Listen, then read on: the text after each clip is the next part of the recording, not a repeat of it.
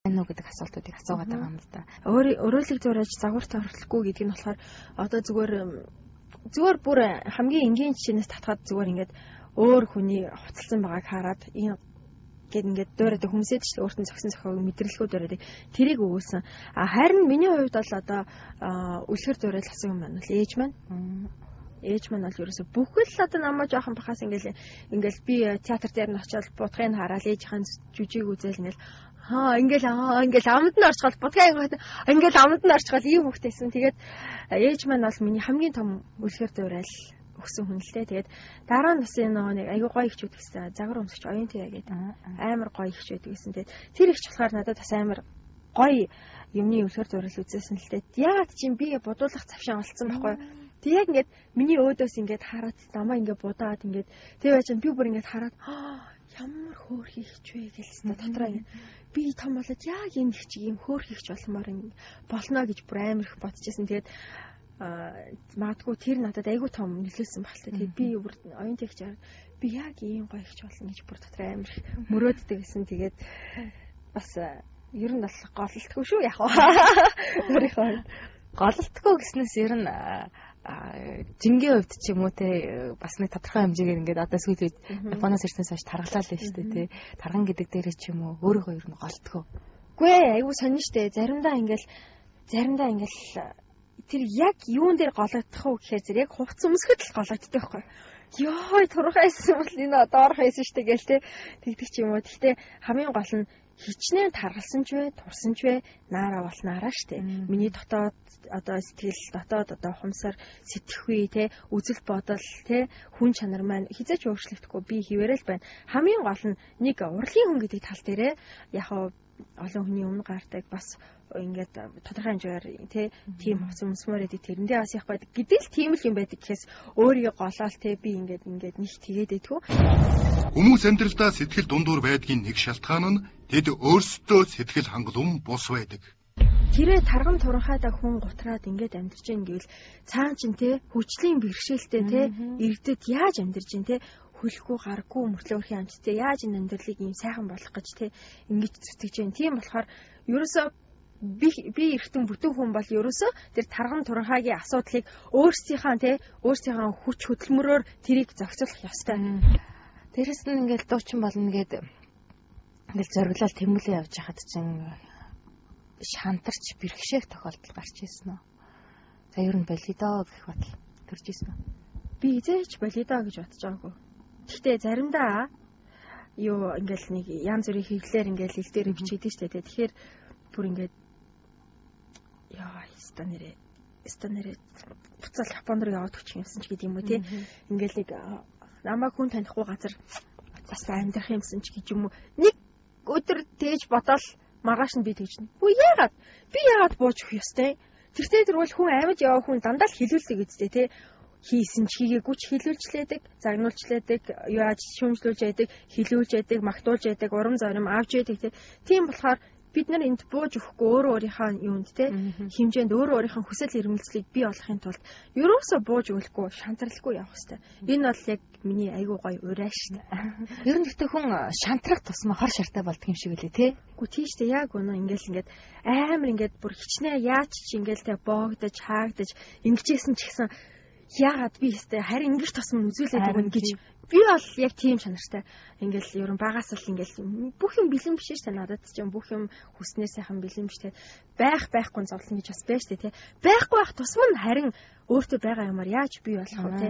Яаж тэрний үр дүн гүйцэх вэ? Яаж тэрэнд би хожих вэ гэдгийг аягүй их сайн яаж хэрэгтэй те. Хинт ч ер нь ямар ч тийм сайхан боломж ингээл би ч юмаа тэгээд ингээл цаанаас нь бүх юм заяадгүй те. Тийм бидтэй. Тийм болохоор ерөөсөө шантрал гэдэг юмыг бол намайг улам одоо ирч хүчтэй болгох одоо нэг тийм одоо зүг гэж бодох хэрэгтэй. Энэ шивээ шиг ингээд намаа ингээд хатахаар ингээд амар хэцүү байгаа ч гэсэн дараагийнх нь янгот ингээл те. Ямар дуун дээр ч юм лээ нөгөө өр зүрхээ чагнаач, өөрийгөө хайрлаач гэсэн үгсэн штэ. Яг хүн өөрийгөө амар хайрлаж өөрөө өөрийгөө аягүй сайн хайрлаж явах хэрэгтэй юм шиг үлээ л те. Өөр зүрхээ энэ зүрх маань энэ дотор юуг хүсээд юуг эрмэлзээд байна те. Яг юуг эрэлхийлээд байна гэдгийг аягүй сайн чагнаж авах хэрэгтэй юм шиг надад амар санагдтiin. Тэгээд тэр ухаарч дууны маань үгтэй наатчаа. Тэгээд би энэ яг ийм дуу хиймээр энэ. Би ингэж бодож जैन гэдээ би Окей амлахын найз цаамаа байлаа. Цаамаа яг энийг уран цэцнээр илэрхийлээдэг. Одоо нэг юм байдаг та тэгээд байгаа да. Тэдгэрийг л илэрхийлмээр байна гэл тэгээд энэ дуу бүтчихсэн. Тэгээд би ухаарч дуунд айгүй хайртай л та. Тэгээд ер нь бол яг одоо нийгэмд байгаа тий бас одоо нэг хүсээгүй мөртлөө тийм зам орсон хүмүүс тий хизээч хүн ухаарахад бол оройтдгүй. Яг ингээл алхаж буруу замаар ичнээ явж исэн ч болно. Тэгтэл тэр ухаасан цэгээс дахиад шинэ амьдралыг эхлэхэд хизээч оройтойгүй байдаг гэдгийг би өвлөж амжих хүссэн.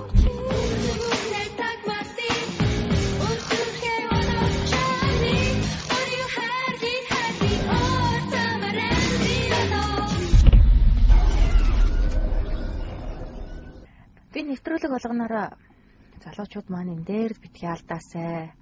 Ийм юм дээр л анхаараасай гэсэн тийм өгөөдийг хэлүүлж байгаа да. Хонгор гэхэд цагийг айгүй өвтөлт ашиглаасай. Өөдөө хичгэхэд алтаанаас битгий гэх мэтэртэн хэлсэн л дээ. Чи юу гэж хэлмээр байдаг вэ? Миний хувьд бол өөрөө өөртөө итэг гэж хэлмээр байна. Тэр хүн юу ч хүсэж байж болно. Юу ч хий гэж бодож байж болно те. Өөрөө тэр хүн бас юу ч чаддаг байж болно. Тэгэхдээ өөрөө өөртөө хамгийн гол нь тэр хүсэж байгаа мөрөөдөж байгаа юмдаа би тэр мөрөөдөлд хүрнэ. Би тэр хүсэлт маань биелнэ гэсэн амар гоё итгэлтэй байх хэрэгтэй. Ерөөсөө тэр итгэл хүнийг ерөөсөө яг тэр өөрийнх нь хүсэж байгаа мөрөөдөлд аваач гэж би хувьдаа бодож байна.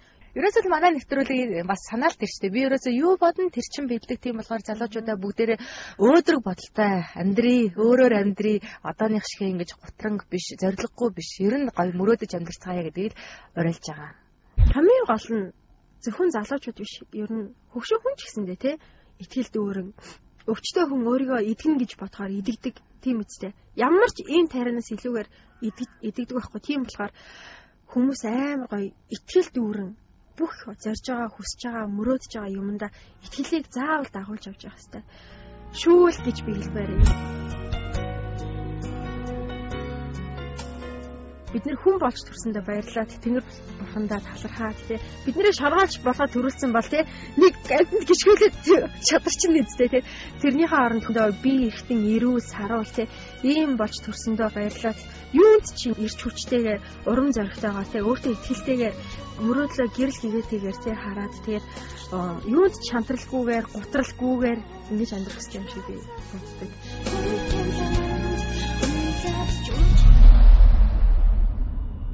Яриад суухад илэн талангүй хөвгөлтэй дуучин өсгүй нараа ямар ч хэлсэн зориг мөрөөдлийнхөө төлөө янз бүрийн зүйлийг хийж өөрийгөө сорж байгаа надад маш их таалагдлаа.